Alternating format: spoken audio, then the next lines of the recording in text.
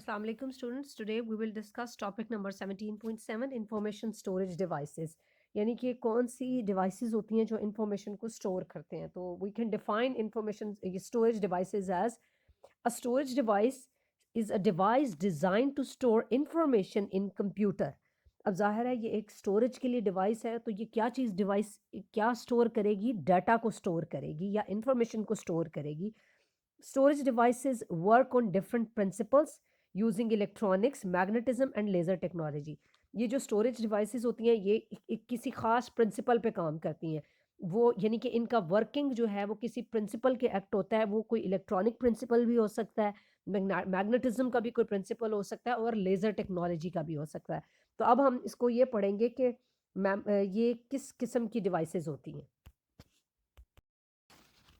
अच्छा, तो अब हम इसमें ये समझेंगे कि जो स्टोरेज डिवाइसेस हैं वो किस किस तरह की हैं. तो स्टोरेज डिवाइसेस दो तरह की होती हैं. उनकी जो मेमोरी होती है वो दो तरह की होती है. एक होती है प्राइमरी स्टोरेज डिवाइस और एक होती है सेकेंडरी स्टोरेज डिवाइस. जो प्राइमरी स्टोरेज डिवाइसेस होती हैं दे कॉन्स्टिट्यूट्स ऑफ प्राइमरी मेमोरी. इनके अंदर प्राइमरी मेमोरी होती है. ये प्राइमरी मेमोरी आगे से किन चीज़ों पे कंसिस्ट करती है? दो पे, that is ROM and RAM. सबसे पहले it is based on electronics and consist of integrated circuits. Integrated circuits या इनको आईसीज भी कहते हैं. ये छोटे छोटे चिप की फॉर्म में सर्किट्स होते हैं. ये दो चीज़ों पे कंसिस्ट करते हैं, रोम पे और रैम पे. रोम का मतलब है रीड ओनली मेमोरी और रैम का मतलब है रैंडम एक्सेस मेमोरी. जो रोम होती है it actually starts the computer और रैंडम एक्सेस मेमोरी क्या होती है? It is used by computer as temporary memory. RAM vanishes when computer is switched off. यानी कि अब अगर आपकी लाइट चली गई है और आपने कुछ डाटा ओपन किया हुआ है उस वक्त वो वैनिश हो जाएगा. जैसे ही आपकी लाइट गई ये स्विच ऑफ हो जाएगा. Second thing is secondary storage devices. Secondary storage devices जो होती हैं इनके अंदर सेकेंडरी मेमोरी होती है.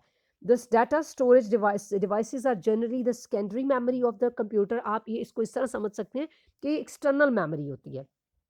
It is used to store the data permanently in the computer.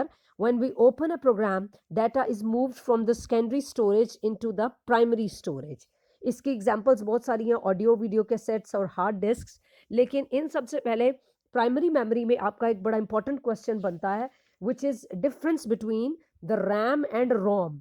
तो मैं सबसे पहले आपको ये बता दूं कि रैम और रोम को आपने डिफरेंस की तरह लिखना है. पहले आप रैम के बारे में बताएंगे कि RAM stands for random access memory. It is the part of main memory that is used in the normal operations of a computer once the operating system has been loaded. और जो ROM है, which is read-only memory, it's a main memory that is used primarily in the startup process of computer. यानी कि start के वक्त जो आप memory use करें, that is your ROM. अब जो RAM है, writing data to a RAM chip is a faster process, but writing data into a ROM chip is much slower process. उसके बाद एक चीज़ और है कि जो रैम चिप होती है ये वोलाटाइल होती है. यानी कि इसका डाटा बहुत जल्दी उड़ जाता है जैसे हम कहते हैं. Which mean it loses any information it is holding when the power is turned off. लेकिन जो रोम है it's a non volatile storage. यानी कि इसका डाटा इतनी जल्दी उड़ता नहीं है. It means it does not require a constant source of power to retain the information stored in it. उसके अलावा रैम जो है ये टेम्पररी स्टोरेज है और रोम जो है ये परमानेंट स्टोरेज है. अच्छा, एक चीज़ और कि इसमें हम एक और क्वेश्चन बड़ा इंपॉर्टेंट बनता है, वो डिफरेंस बिटवीन बनता है primary memory and secondary memory. इनमें भी थोड़ा सा मैं आपको बता दूं कि प्राइमरी मेमोरी जो है it's also known as the main memory और इंटरनल मेमोरी. और जो सेकेंडरी मेमोरी है इसको ऑक्सिलरी मेमोरी या एक्सटर्नल मेमोरी भी कहते हैं.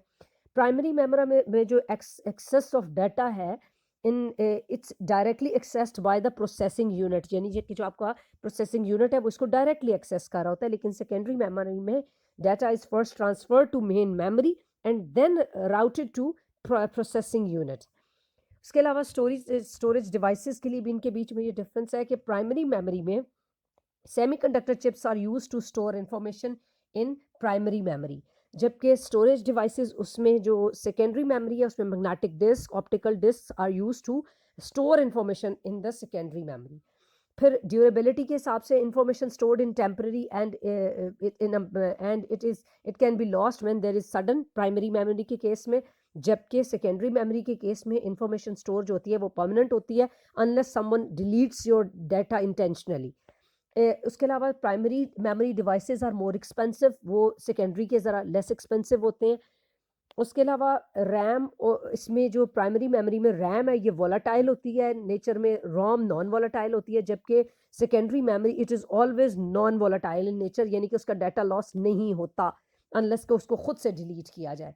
उसके अलावा ये कि ये फास्ट इंटरैक्टिंग होती है माइक्रो प्रोसेसर के साथ। जो प्राइमरी मेमोरी है, जो सेकेंडरी मेमोरी है ये ज़रा स्लो होती है माइक्रो प्रोसेसर के साथ कंपैटिबिलिटी में। Primary memory has a very limited storage capacity, जबकि सेकेंडरी मेमोरी में काफ़ी ज़्यादा कैपेसिटी होती है। उसके अलावा इसकी एग्जांपल्स भी बहुत सारी हैं प्राइमरी की, RAM, ROM, cache, PROM, EPROM, registers. और examples of secondary is magnetic tapes, optical disk, floppy disk, flash memories आपने देखी हुई हैं, पेपर टाइप और punched cards. So I'll give you the pictures of these differences, and then you have to learn